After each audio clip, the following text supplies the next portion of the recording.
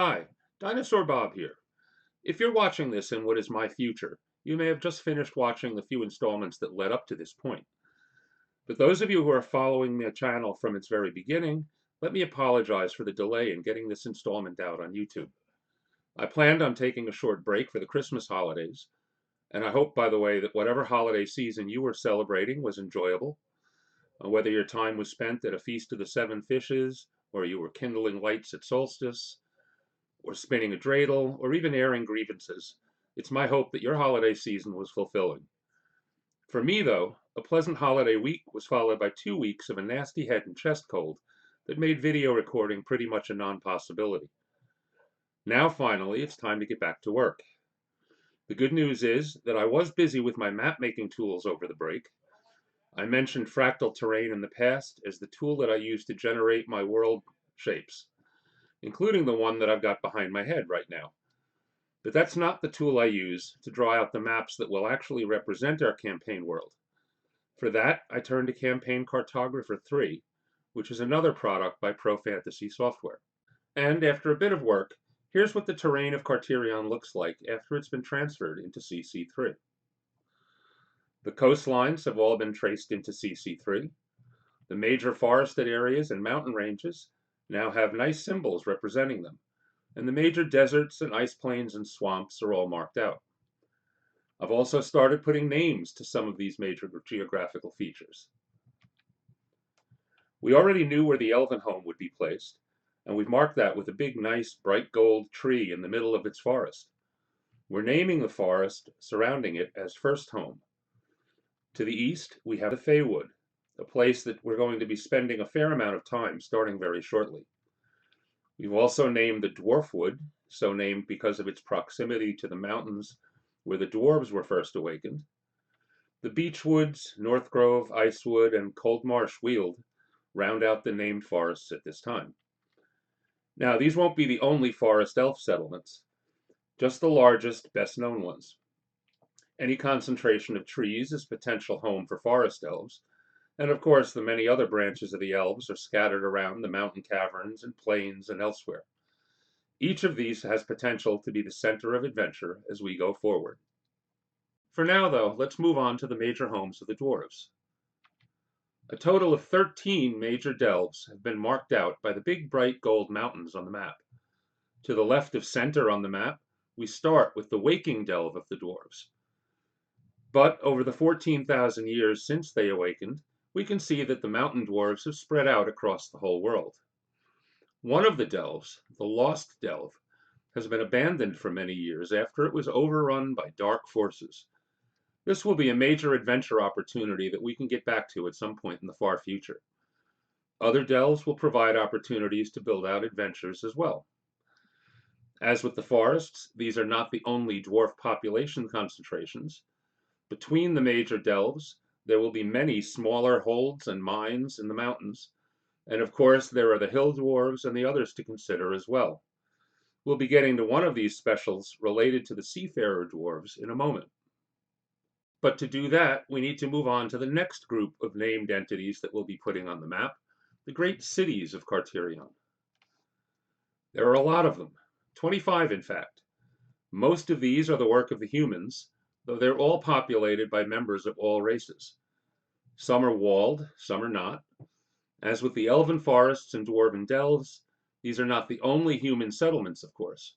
They're surrounded by smaller towns and villages and hamlets, and still more villages and hamlets can be found along the many rivers and streams and roads which aren't even yet drawn on the map.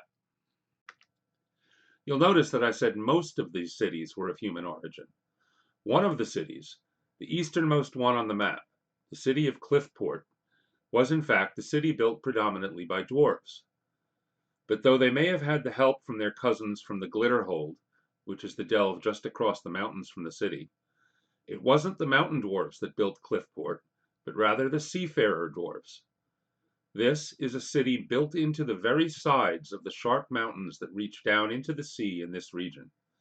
It is a major port, and though the seafarers built it and maintain it to this very day, all races and all kinds of adventurers and all kinds of villains can be found here. I've got a lot of future plans for Cliffport. We're not quite done with the human impact on the map, though. Here on Earth, we humans have been carving up our territory and setting up political rulers since our history began, and the humans of Cartyrion are no different. I've carved out 10 great kingdoms of man whose borders are now shown on the map behind me. 20 of the great cities fall within the borders of one of these. We're not going to get into details about any of these kingdoms at this moment, but I will mention one that I have plans for. The kingdom shown in blue borders and containing the cities of Elderkeep, Eastkeep, and Westkeep is the kingdom that marks the region where the first humans were awakened. And we are going to call it simply the First Realm. It's the oldest of the kingdoms, and we'll have the opportunity in the future to give it a particularly rich history. As for the others, there will be plenty of opportunity for us to place benevolent rulers, harsh dictators, necromancer kings, pirate federations, and all sorts of good and evil around the map. It's also worth noting that for the most part, the humans that have had the good sense to stay out of the deep elven forests, at least when it comes to claiming rulership over the territories. But where the borders of man touch the realms of the elves or the dwarves, we will have a lot of opportunity for cooperation and conflict, and of course, adventure. So here's the overall picture with all of these named areas at once. The major settlements of the elves, the dwarves, and the humans. As we've said before, halflings will be found anywhere that the humans are, and several of those smaller satellite settlements around the great cities will be predominantly halfling communities. Goblins and gnomes will be anywhere and everywhere one of the three builder races can be found. They'll be living in their own communities sometimes. Other times they will be living among the others. Looking at the map, there are great expanses of land that do not have an overseeing king. In fact, 5 of the cities fall outside of the kingdoms. These are free cities, mini kingdoms perhaps, or possibly the seats for some other type of government. And then there are the unexplored and frontier lands beyond the kingdoms. Humans will be found there, drawn by the same desires as the explorers and mountain men, pioneers and pilgrims of our world. They may be fleeing oppression, looking for true independence, or just in search of adventure. And not just humans. All of the major races, and quite a number of other creatures, good, evil, intelligent, and otherwise, can be expected to be found in these less civilized regions. One of these areas is the place that we're going to be zooming into next. Because this is the area that we're going to be focusing on for our first adventures, I've even prepared a regional map for it. This is the area that the humans simply call the frontier. As you can see, much of this region is occupied by the forest that the elves call the Feywood. We've got the free city of Endmere on the northern coast, and I've added a hex grid to this map so we can get an idea of the scale, which as you can see is still quite extensive. Each hex is 125 miles across. If it helps, you can think of this map as being roughly equivalent to a map in scale of the United States west of the Mississippi, or perhaps all of Europe, or perhaps all of Brazil. Definitely too big to use as a working game adventure map, but it's a necessary step along the way. I personally like the 125-mile hex scale for the large regional maps. Allowing for approximately 25 miles per day of travel, one hex on this map represents approximately a week of travel. And that allows for a few rest days and slow travel on poor roads and so forth.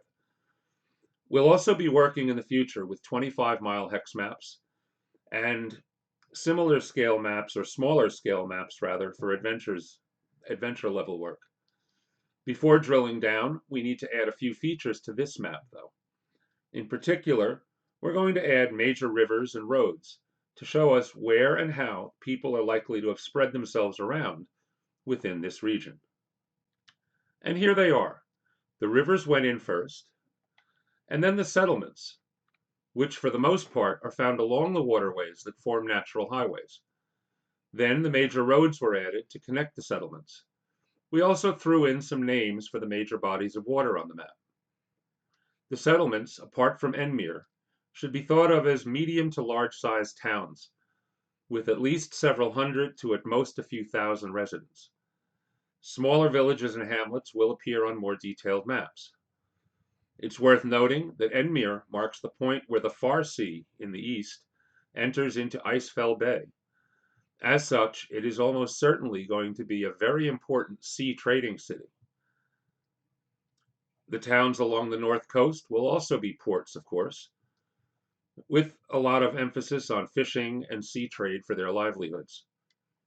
Then we have the interior settlements. Most of these are small, except for Four Rivers and Carnstown. Four Rivers has grown because of the mining in the nearby mountains and trade involving the dwarven Iron Hills Delve, which is not far off the map to the left. Carnstown has grown because of the lake, called Carnes Lake, because that lake has provided quite a bit of opportunity. Exactly who Carn is or was, and what those opportunities are or were, are things that we're going to be able to revisit in the future. The last of the towns that I'm going to mention right now is Dryad's Falls, a town along a river that is not far from a smaller lake. Why do we care? Because this is the nearest decent-sized settlement to the area that we're going to zoom into even further right now. The first thing that you'll note is that I've skipped right down to a 5-mile hex scale for this map. This is the map that depicts the area that we're going to be using to develop our first low-level adventures. You'll see that the little lake from the first map turns out to be 2 lakes, Spirit Lake and Little Spirit Lake. We've added 2 villages, Spirit Lake and Faybridge Crossing. These settlements are homes for at most a few hundred inhabitants. The most basic services will be found in each of these: food, blacksmithing, general store type goods, some sort of worship halls, that sort of thing. There may be a few NPC specialists making their homes here, but don't expect large libraries or exotic shops. In addition to the major road running more or less northwest to southeast, Faybridge Crossing also marks where a minor road, running perpendicular to the main road, cuts through the heart of the Feywood. And there, in the middle of the map, at another stream crossing, and perhaps just under 2 days' travel from Faybridge Crossing, we find a tiny settlement marked on the map as the Bugbear Head Inn. Along the road between the two, we see the forest has been cut into alongside the road to make way for some small farms. These are the homesteads for the hardy pioneers who are marking this territory and making it their home. Beyond the inn to the southwest, there's a little more farmland, but it's just a bit more broken up, and it gets sparser the farther away from the inn that you go. The Bugbear's Head Inn will be the focus for our next video, as this is going to be the home base for our first level adventurers. In the next installment, we'll lay out the inn and its surrounding structures. We'll start to describe the services that can be obtained at the inn, and we'll even introduce our first NPC characters, the innkeeper's family, and a few other NPCs that will be available to support our fledgling adventurers. But that's our next installment. If you haven't already subscribed to this channel, please do so now so that you won't miss that next installment. And hit the notification bell too. And please, don't forget to give me a like on this video and share it with your gaming friends. Until next time, may the dice be with you.